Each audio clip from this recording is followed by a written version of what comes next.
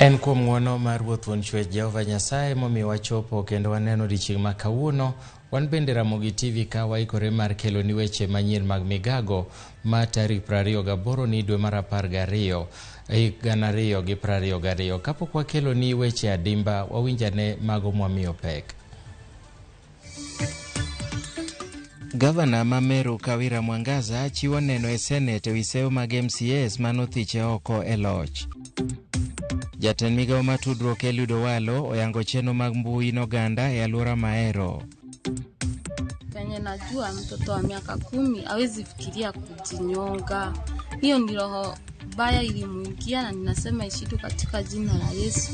Japuonjre moro ma jahigni 10 wachore nokawo ngimane tok nosekunyo bure owuon midhi ike e kaunti ma Kirinyaga.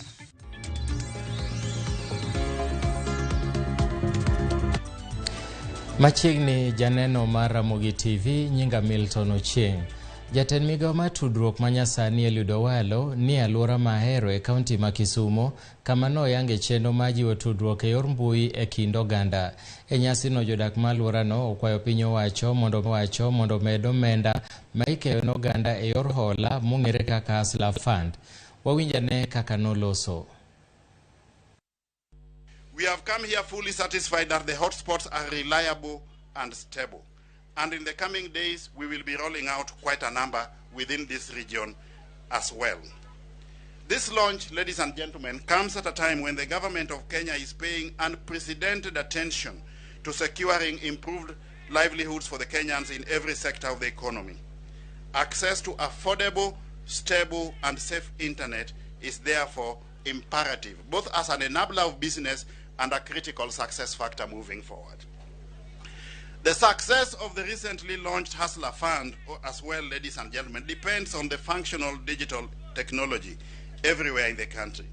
My ministry, therefore, accordingly, is focused on availing this technology to every Kenyan, regardless of where they may be in the country and in the line with the government's digital blueprint. I wish to emphasize, as I continue, ladies and gentlemen, that both the hotspot launches and the Hustler Fund are part of the promise that His Excellency the President William Samoei Ruto made during the campaigns to empower Kenyans who live at the bottom of the economic and social pyramid. We did say that we are going to start by empowering those who are at the bottom of the economic pyramid. There is no better hustler than the itinerary traders in this market. We must start by uplifting or empowering those who are at the bottom of the economic pyramid. And that is why, instead of focusing on big projects that are empowering big companies, we are focusing on digital hotspots that is going to empower the common mwananchi. As the arm of government charged with the task of providing digital infrastructure, my ministry will be intentionally going to the rest of the country in the new year to actualize this process. The year 2023, therefore, ladies and gentlemen, is going to be the year of hotspot or digital enablement in Kenya. As a government, we are going to roll out 100,000 kilometers of fiber optic cable. We are going to roll out 25,000 hotspots. We are going to roll out 1,450 digital hotspots in the villages so that the country becomes digitally enabled. Government services also are going to be on digital platforms. Moving forward, you will not have to go to a government office to get a service. You will be able to transact business with government from the comfort of your house, because everything that the government provides by way of services will be onboarded on digital hotspots. As we speak, we have got about 3,300. E weche mamoko en ni kamati mar Senate odonjo odiechienge mar 2 mar winjo bura mar golo e apisi gavana ma Meru Kawira Mwangaza. Odiechieng' manyoro jogo masiro thicho oko e apisi gavana ma Meru no moting'o MCS ma Meru nogolo neno margi e gino magiwacho ni gidwaro ni Kawira Mwangaza mondo gol e apisi kaka gavana ma kaunti no. Kawuono Kawira Mwangaza kaachiel kod Okinde ochopo e nyim kamati ma ji 11 ma Senate kidwaro ni giduok penjo moting'o gino modonjnegi godo mar tiyo marach gi mbi mar apisi. Kamati no motelne kod seneta ma Kakamega Boni Alwale igeno ni biro winjo burano kapok gigolo ng'eto margi kapo nono ni buch MCAs ma Meru nigi mise motegno kata oyo e dwaro margi mar golo ke apisi gavana Kawira Mwangaza. Wawinjane kaka burano dhi nyime achiel kachiel.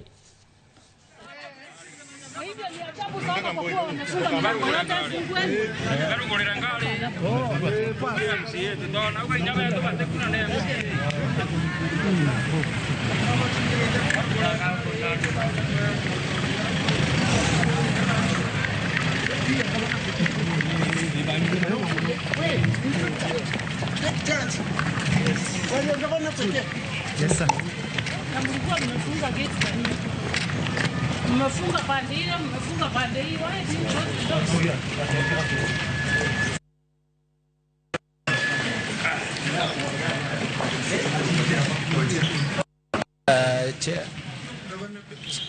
Chair, are you able to pause there so that we are helped to identify the people?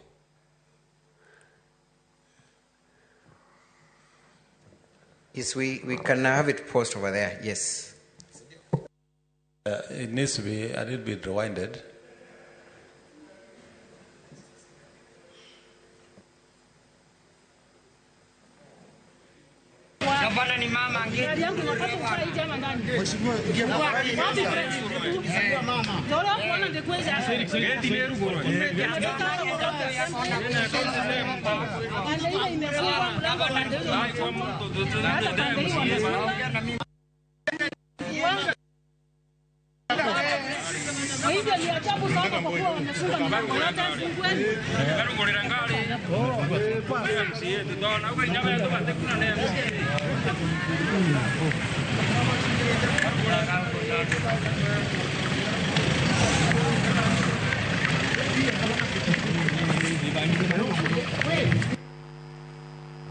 But let's move a little ahead. Yeah, you can now pause there. Are you able to identify? Because you said you know all the people who are around the governor. Yes, I do. Go ahead. Yeah.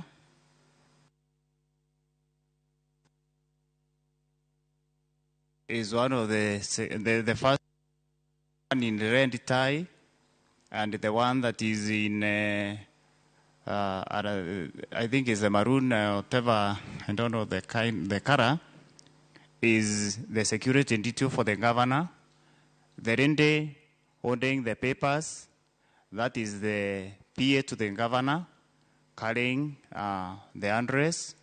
Then we have the governor, the deputy governor, the rende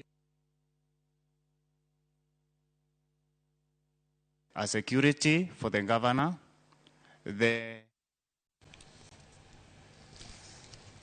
Majan mipidho e pacho ka osemedo ndhadhu ne johand majan kata odoko ni dola mar piny Amerika pod pek ne siling ma Kenya.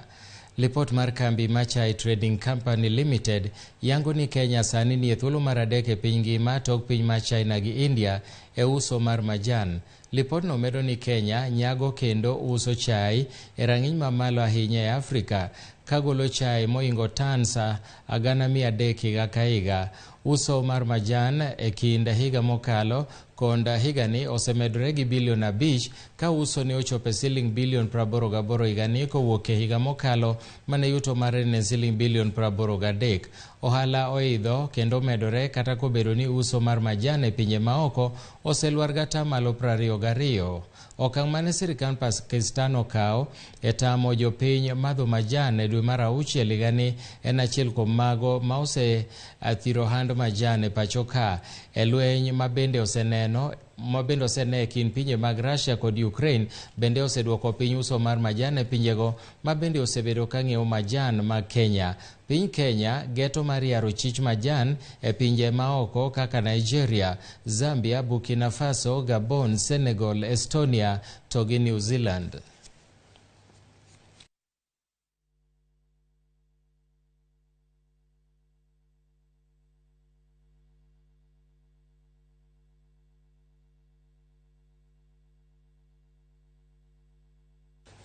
Jod bura moko mawuok Imbo mar Kenya sani koro kwayo jatend piny Kenya William Ruto mondo konye tieko gwandruok mamienjo e kind jalupa ajatend piny Rigathi Gachagua kod gavana ma Nairobi Johnson Sakaja.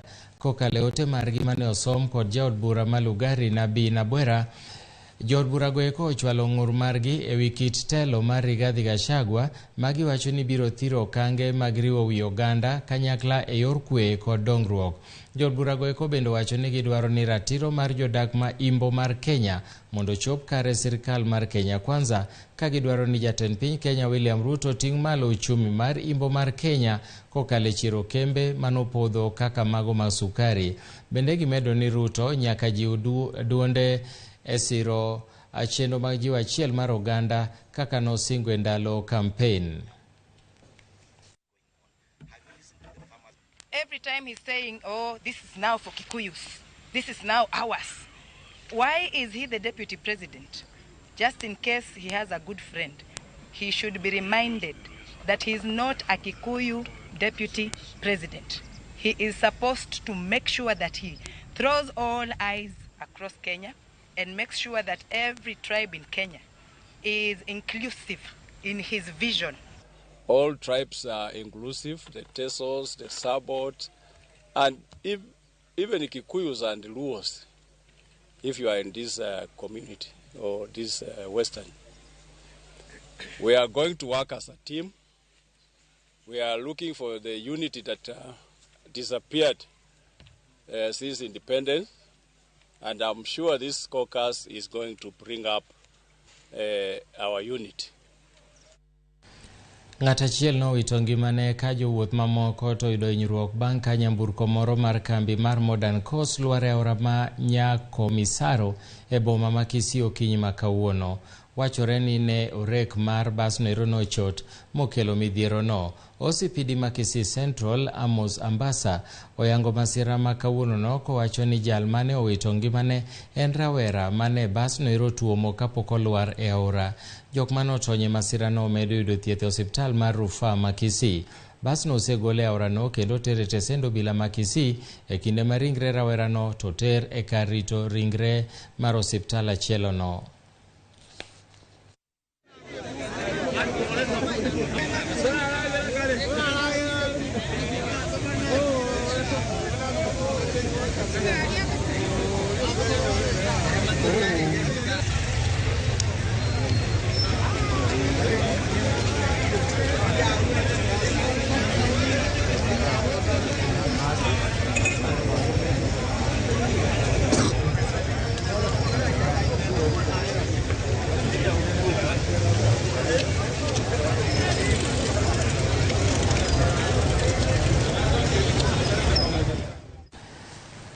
Umedo neno kendo winjo weche manyien kowuok e Ramogi TV e chenro mar Migago e thuolo nieri ma kawuono.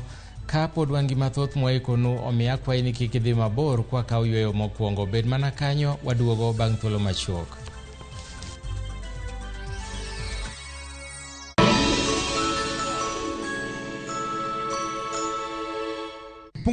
Pungua. Nini inaendelea hapa? Wewe funje mlango wapi? Ni makarao. Na tumerudi na vishindo. Ni kundi ala lajo. Wewe kopro. Muse ni sergeant nimefika. Nini? Panya imeipa ukali yangu ya usiku saa hii. Lugha tiso, unacheka na una meno mbili. Changamka wakati wowote, mahali popote, na vipindi vipya vya makarao. Wapi huko? Tazama makarao sasa ndani ya View Sasa. Glass are we together?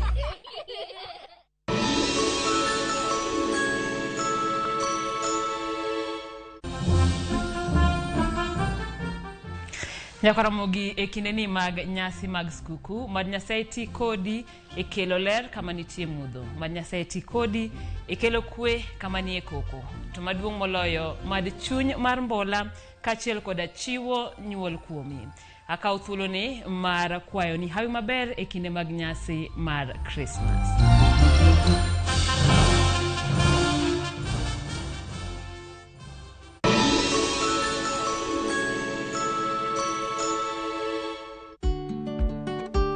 Be ing'eyo ni Chudo masano nyiso ni omenda wuok kuom jachudo kadhi ir jayud chudo kuom nyiriri machuok. Ka ioro omenda, ne ni irango gik mondik kanyo maber nyadiriyo.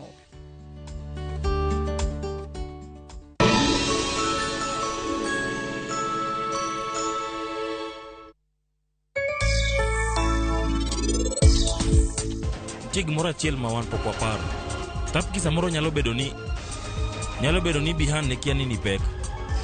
To kaponi en adwa chungo arus no, bro chunani ayud baruano. Barua mane Tapki ondiko ne Bihan. Anakuwa ni mondo ng'onna. Adwa na tiekra gi dhuruf, kasi ng'eni bang'e abiro tiekra gi Bihan bi.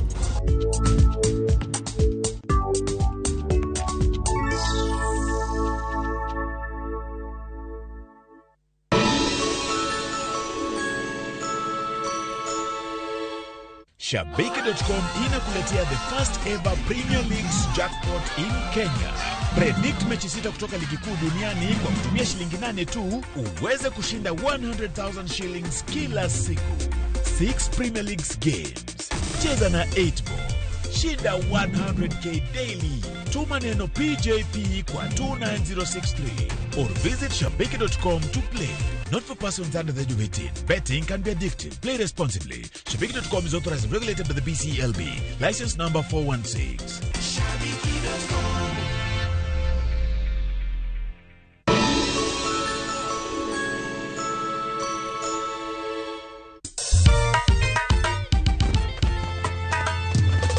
Nyakwa Ramogi juang. Wang ni pek, mailiet, iga manyien nyaka warwak gi pandemonium, mar morgilo, motimo kachieng. Warwaki tarik 31 dwe mar 12 e nyasi maduong' mar dhai, achiel kachiel e Ramogi TV. Jower muero kaka Javan Makajudo, Adoyo Afrik, Jabidi, Didiman, kod Timeless Noel. Biro bedo kanyo kagimi mor kod jip mar loko iga kaka dwarore. Presenters mause bedo godo chakre higa, to sani wane giko mare. Lin Ramogi, Ninja the Entertainer, Co-Local Instrumental, DJ Vic, Stella Brenda, Hype Man, Ayamu Campo, toko DJ Toma. Chakre sangwenu tieno, kik bai katamati.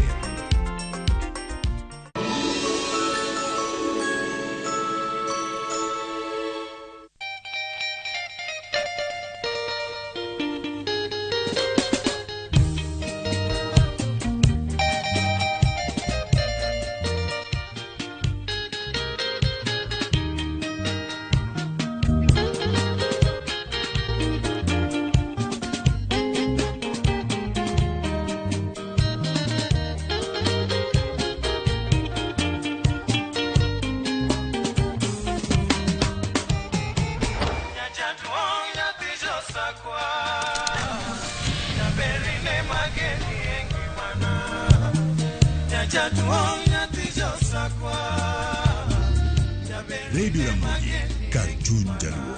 Radio Ramogi.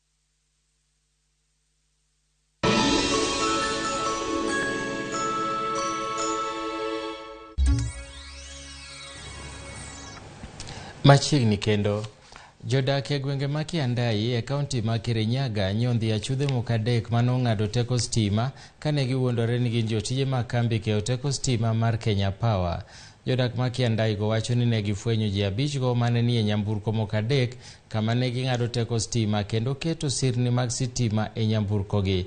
Jodak go nochich kod achije go eko tok kane girem nyiso bok magi mag tich mag kambi mar Kenya Power. Kata kamano ji 2 notony kendo ringo molal. Jatend obila ma sub county Mandia Moses Kosgei oyango tim makamano kendo medo ni achije go imedo geng'ne gi tesend obila ma Baricho.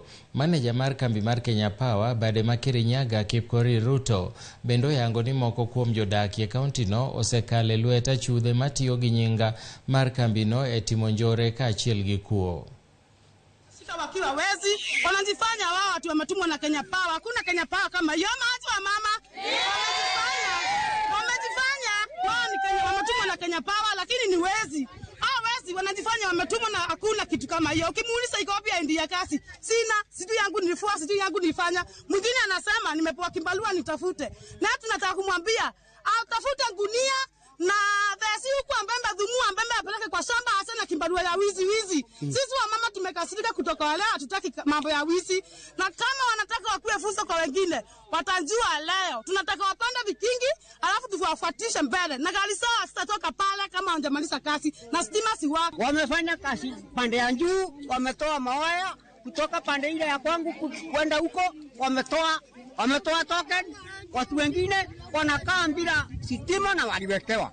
Sasa tumeuliza kweli tutaharimbiwa na watu tukiwa Kagaki mkiwa serikali iko. Tumewashika wakiwa 5 lakini 2 wameweza kupotea. Saa hii ndio tumekasirika sisi watu wa Kagaki, na ndio maana tunasema warudishe hiyo stima mpaka iwake. Alafu tuwafuate na wapeleke polisi. Kaka yo mar nyayo kwe kindo ganda mawuok e dhoudi mag Pokot gi Turkana, jokanyo nyobago nyasi madhialo kido kod timbe ogandago, nyasi manyokelo kanyakla rowere mawuok e counties ma Turkana kod West Pokot. Maneja mar magawa mar Elias Springs mane osiro nyasi no oyango ni chenro no geto manyayo kwe e kindo ganda jo Pokot makinde ka kinde osebedo kagwandore gi jo Turkana e wi kuo mag jamni. Chenro no miyo rowere thuolo mar golo pachgi e wi yore mosiko mag thiro lweny e kind dhoudi modak e kaunti no.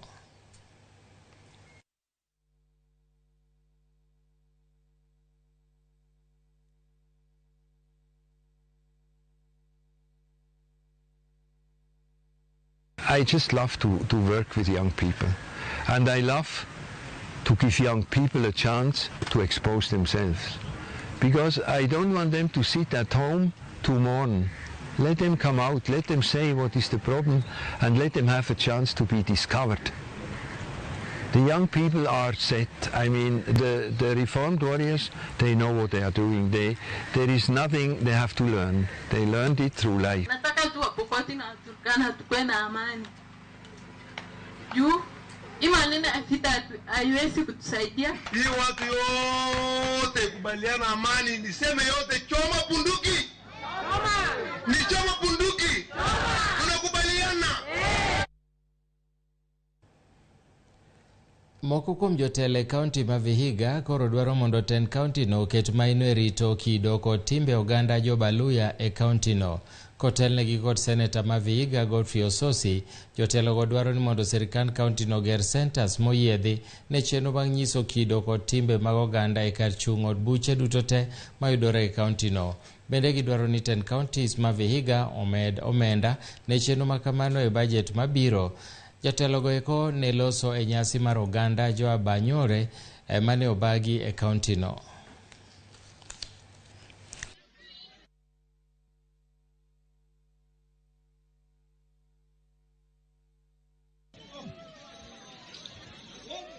Mimi nataka kuungana na wenzangu kusema kwamba wana governor, next year tunataka hii culture ikuwe kubwa zaidi, na tuchukue kama siku 2 watoto wetu wakuja wajifunze, sisi wenyewe tukae hapa tushinde na nyinyi. Kwa hivyo mimi kama seneta wenu ninakubaliana na hiyo. Mnaweza ongeza mgao wa pesa budget kwa hii shughuli ya culture ndio ikuwe kubwa kabisa. Nakubaliana na mimi. Jambo la pili, wana gavana, nimeona viongozi wameongea mambo ya maendeleo. Mimi pia naunga mambo ya maendeleo. Na mimi kama seneta, mimi kazi yangu ni kuleta pesa, gavana afanyie kazi. Na tayari nimeanza hiyo kazi.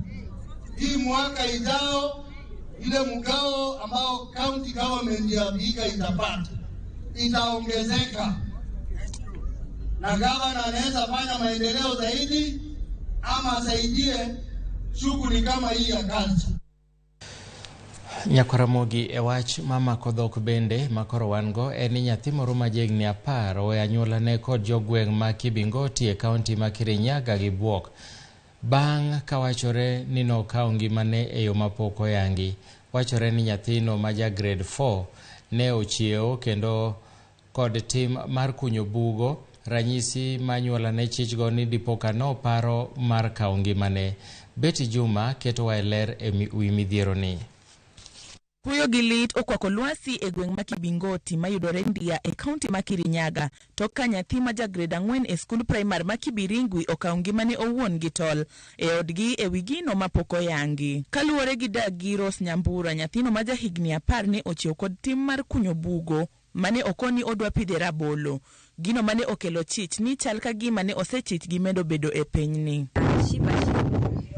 Kubwa sana akashiba, akaniambia, nikamuuliza unashiba hiyo shimu ya nini? Akaniambia hiyo shimu mimi nasiba ya kupanda madizi. Nikamwambia hawezi kupanda madizi hapo kwa sababu ako na stima.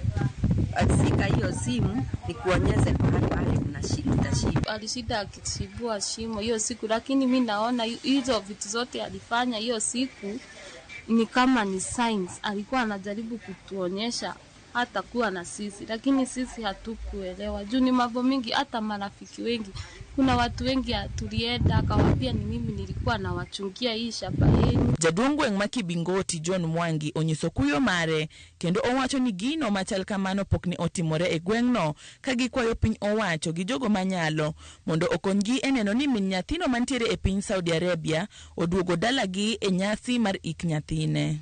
Kujawahi kufanyika kitu kama hiki area hii, japokuwa tu ni bahati mbaya iliingia. Tunasikia, lakini wakati uliingia ku area hii yetu, na ndio tunasema kama ni roho ya shetani ishindwe. Na nikisema kidogo, mamake hayuko area, ako Saudi Arabia, na nikumaanisha kwamba tunaweza tu kama tunaweza kupata usaidizi ndio huyo mama yake akuje ndio ahudhurie mazishi ya mtoto wake, ni vizuri sana. Outside Kenya alienda tu kuwatafutia juu ya wao au watoto wake wawili juu anawapenda. Ako outside Kenya, lakini tulimwambia hiyo mambo na akaitikia, akasema itakuwa cost kukuja huku Kenya, akasema tuendelee na mazishi. Sasa naomba wasamaria wema wajitokeze kutusaidie, hii ni mzigo sana. Jodak e gweng'no onyiso luoro kaluwore kod medruok kwan nyithindo madere. Ka tarik 20 dwe mar 10 higani, nyathi moro ma jaklas 7 nokawo ngimane e gweng' ma Diambo tok ka min mare nokwere choko pi e gas. Tarik 22 dwe mar 11 higani, nyathi machielo ma ja grade 4 nokawo ngimane kaluwore kod luoro ni ibiro chwade bang' sufuria mane odhi omogodo pi e aora lalne. Ka machielo e gweng' ma Maendeleo bende nokawo ngimane e wi wach gweno mane gilaro gi nyawadgi. Obila osechako timo nonro mar yango gima dibed ni kelo tho makamagi. Betty Juma, Ramogi TV. E weche mamoko bende ni nyithindo 2 ma johigni 11 kod 14 mawuok e gweng' ma Tiaty e kaunti ma Baringo owito ngimagi kendo achiel yudo hinyruok e kinde mane gitugo gi gir lweny moro michich ni miruti. Yangore ni nyithindogo eko ne tugo gi gima ichich ni miruti ma jolweny nyocha ne tiyo godo e tiegruok margi e gwengego. Kata kamano, jotelo mawuok e gwengego kwayo mondo mi otim apedha mapiyo mar yango gima nyo kelo muoch makamano kendo manyo ratiro ne nyithindo mowito ngimagigo. Bende gikwayo jogweng' mondo obed akicha ne masira makamano e kinde ma jopuonjre pod ni e yueyo malachni.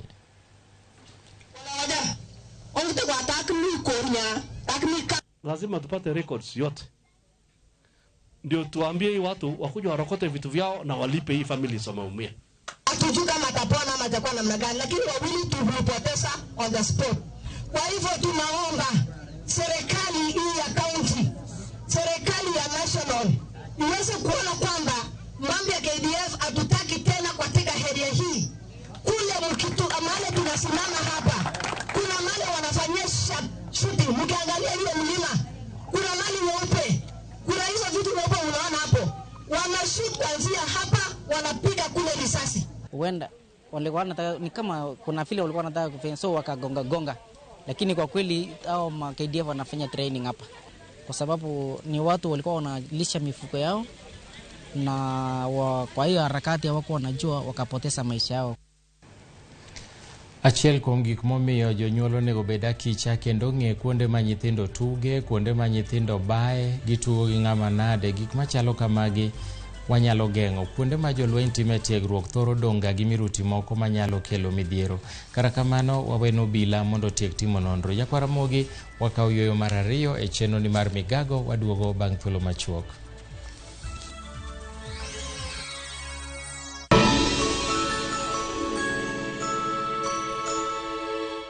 Winning on Shabeki.com is getting easier. Enjoy highly boosted odds on Shabeki.com.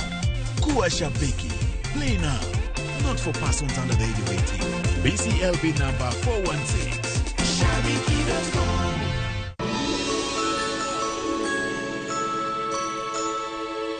Amringo tonge dereba. Gweno onge lembe kipado lembe to dongi pado. Yawa. Tugo manika.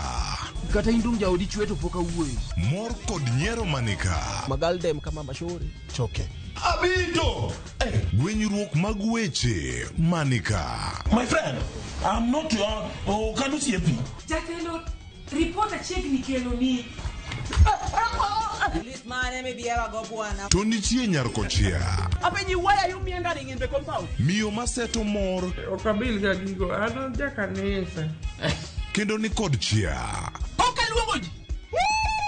Mae kik bai. Nyarkochia, saa 1:45 mar otieno, tich abich, mana e Ramogi TV.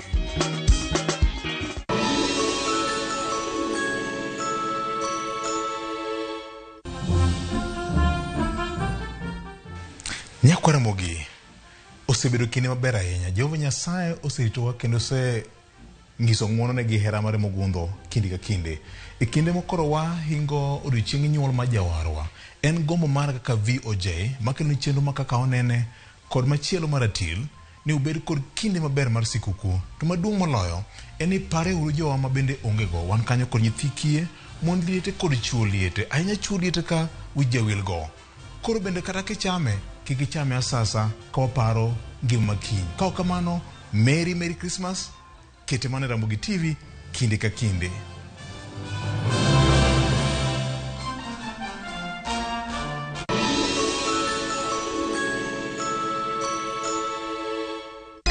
Gada sim, tupo side. Piga lukukula wa achapi. Wa achapi. Okonyal bedu maber moloyo ka. Unanipa vigezo na sababu ya kukupenda tu. E chenro maliet kendo mamit mar ngolo e piny luo duto. Wat mana di mamiyo aparo nyaba manjo te kotiendo. Tudri kodwa mondo iwinj thum maliet. Chekifala mekanga mesubana na chekia kisubari mambaru mekanga meja. Miel manyasani. Wasunge kando hapa ni kudensi. Kod neno jothumbe mihero. Riuri kod jota chenro, Lind Ramogi, kod DJ Kolo e thum Dagmor. Geso ka ngeso, saa 5 otieno, mana e Ramogi TV.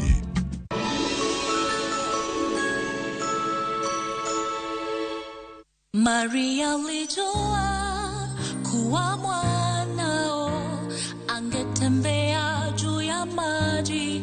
Je, ulijua mwanao?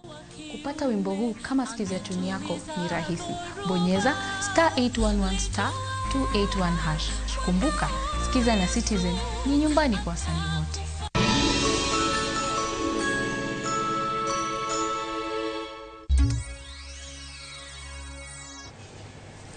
Machiegni kendo, jatend riwruok mar Azimio la Umoja Raila Odinga koro wuok oko kaseyo jakom maduol mar IEBC Wafula Chebukati ni ema noketho yiero mokalo. E twak makende gi Ramogi TV, Raila Odinga olero ni en owuon en kod adieri noyudo loch e yiero mokalo no. Raila noloso wi weche buora mamulo yiero mokalo, chenro mag sekta mopogore opogore koriwo koda ka doho, od bura e kind mamoko. Ng'eny ji ywak ni geno koro rum. Ang'o manotimore in king'iyo e higa mar 2022? Ang'o manotimore e yiero? Gima notimore e yiero ni en gima rach moloyo yiero mosebedo nyime kucha. Nikech jopiny nochandre, odhi ochung' e laini mogo ombulu maber ahinya. To kokoro chopo sama iriwo ombulu to gik moko dhi ogajre. Mae bang'e koro giketo ng'ama ne oyombo ema gilando noyombo. Kuonde moko ka to ne nitie moko modhi maber, kombe mag MCAs, mag MPs, korwa koni. Kuonde moko to ne nitie pogruok. Nitie joma olandi noyombo ma ok noyombo. To ne oneno ka Azimio oyombo e kombe mag MCAs, Azimio oyombo e kombe mag wajumbe, Azimio oyombo e kombe mag senators, mag governor, duto Azimio ema noyombo kombe mang'eny duto te. Koro onge kaka Azimio ne nyalo rem loch e wach mar yiero mar presidency. Kanyo ema gik moko nodhi ogajre. To ne oneno ka ng'ama iluongo ni Chebukati wuok kende to wacho ni en gi kwan mag ombulu. To commissioner ang'wen okwerna huyo magigo wan wakia igolo kanye. To kuna ni joge oseriyo gigo omiyo koro dhi lendo. Migiyuare mi joka oringo owuok wa kanye. Koro kane gin ji abiriyo to ji ang'wen okwero ni mago miriambo. To ji adek ni moyie kode. Ere kaka mano bedo adiera. Tae bang'e kendo kaka gidhi e Supreme Court, kodhi Supreme Court bende choko yie kodgi. Ma e gima ogino owang'o jopiny. Ok ne kani wacho ni joko oloyo. To onge ng'ama no celebrate e Kenya mangima. Kuonde ariyo kende mane ji owuok e ndara ni ji celebrate. Ke jopiny ong'eyo ni gima ne olandi ka ok en adiera. Ne gin miriambo. Emomiyo nyawacho jothurwa ni wabiro loso e higa manyien. Wabiro nyisogi kama wadwa luwo. Nyaka wane ni gini ogole maber piny te nyaka ng'e nang'o mane otimre. Ang'o mane nie dak mag kama ne gik moko donje ka. Agulu cha ang'o mane nie iye kucha. Momiyo notamruok yawe. Wadwa ni mondo wachno owuog oko. Eka biro nyiso jothurwa ni magi adiera to mae kaka koro wadwa wuotho. Jakom nitie jomoko mawacho ni thuol nodonje ko ni jogo mane jogi wegi ema nondhogi chieng' yiero. Mago miriambo. Onge joga mane ondhoga kata achiel. Jowa notiyo matek. Kampen manyicho watimo ni pok watimo kampen machalo manyicho watimo ni. Ne ji otiyo tete mategno kabisa kamoro amora. Gima loso gi en kaka joluo nowacho ni ratego onyono kwisi meru. Koro ka chomri kode teri cha to meru makuri dawo. Ni mama osekwiri pile pile. Noso wetho bolo kwisa bola. Koro kene kaka koro yuda sana kawuono. Nimo koro noketi wiyi. Mano ok en adiera.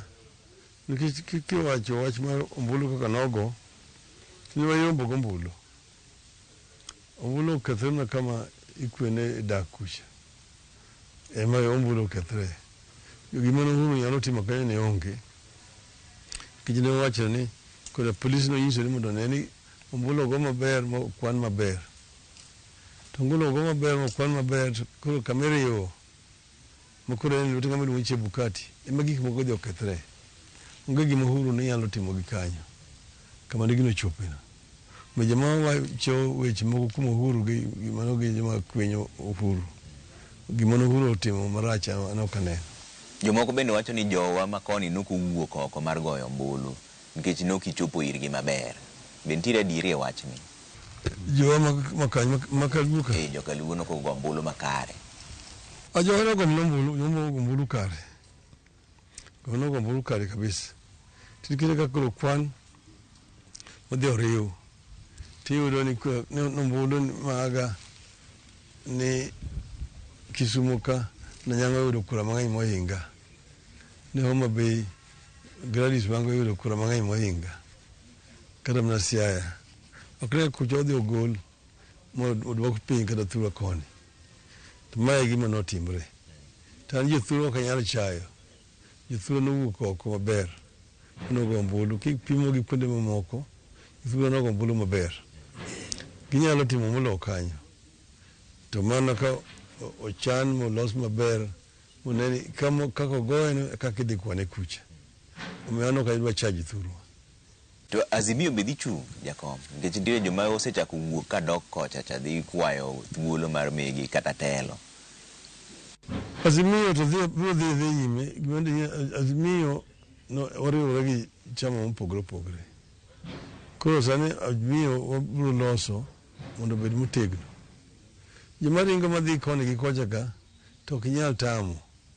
Nikech gin tije ma kech kayo. Ka koro neno joka omako ringo kocha, gidwa ringo gidhi kocha giyuda chuta. To gi nyime kuma dhicha, to Azimio biro dhi bedo motegno. Chama dhi bedo motegno. Kata ODM be dhi bedo motegno. Kama dhieni. Wadhi loso gi maber mondo giikre. To wanyal yiero kendo kapok waluoko gik maricho manyicho timre gi duto te. Mae nyalo wacho ni ok alos sani, abiro loso maber ka higa manyien ochakre. Nitiere joma wacho ni ati koro sani ka ber to nigi chung' kendo kaka jatend piny Kenya higa mar 2027. Ok adwa loso higa 2027. Pod wan 2022 manyo timo yiero. Nyaka waluok weche mag 2022. Ma 2027 cha biro timre ka ndalo chiegni chopo. Kik waket piny mood mar campaign higni 5 mabirogi. Waluok weche marichogi mondo wayuany to ng'ano manoyombo adiera mondo ng'ere. Tan an gadiera ni biro ng'ere maber higa manyien. Biro wal limna maler kanyarogno. Nyaka ne duogi bise wuoyo gi jatend piny Kenya men William. Bisego ne simu bise wuoyo mara. Ni waseloso kapok ne okwano mbolo. To pok oromo nyaka sani kachakre chieng'no. Nikech bende odich gi weche mage to bende ong'eyo gima notimore. Omiyo kamano koro pod otemo ni mondo owuondo wi jopiny mondo jopiny owil. Ang'e gik moko timore nyime kucha. Ang'e kaka gik moko biro dhi.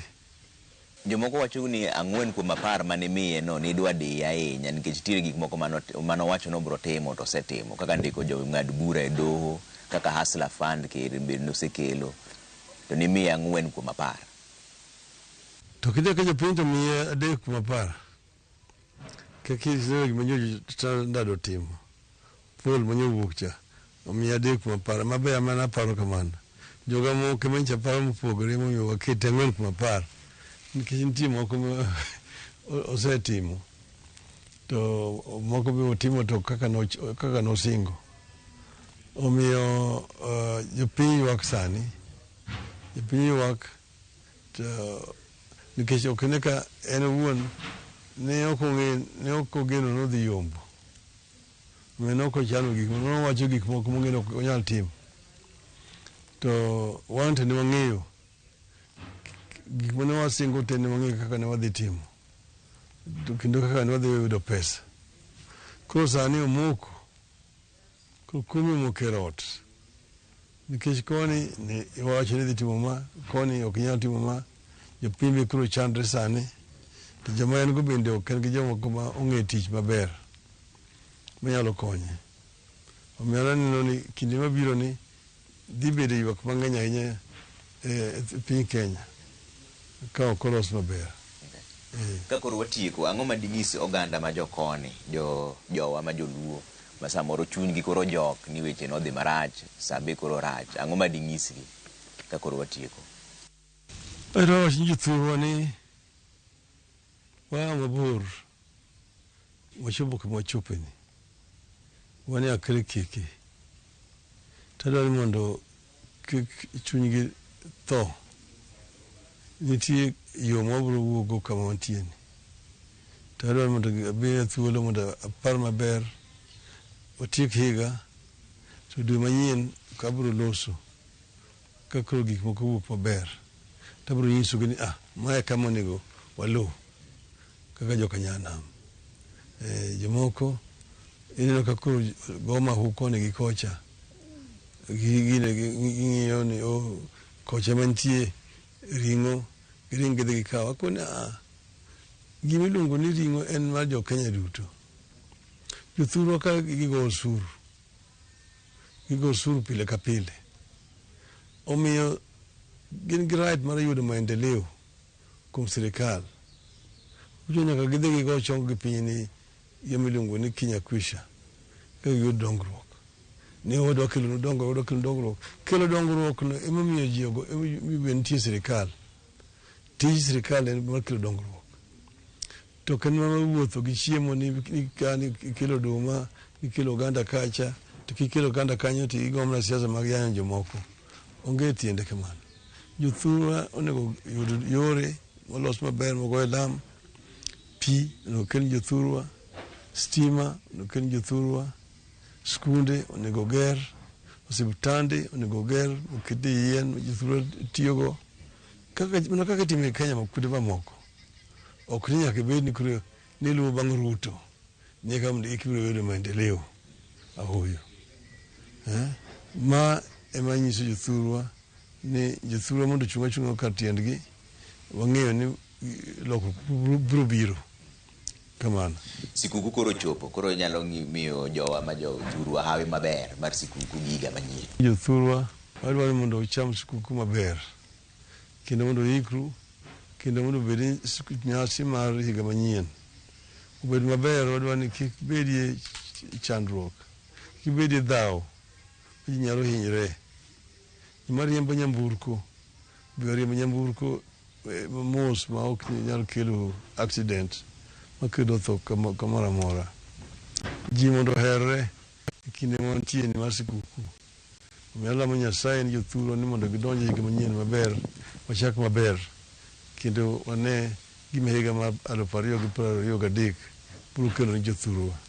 Erokamano ahinya. Erokamano Jakom.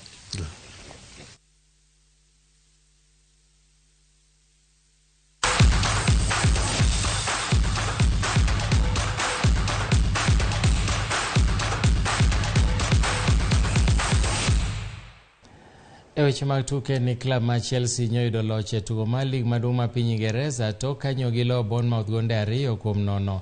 Gonde mag Chelsea nyologi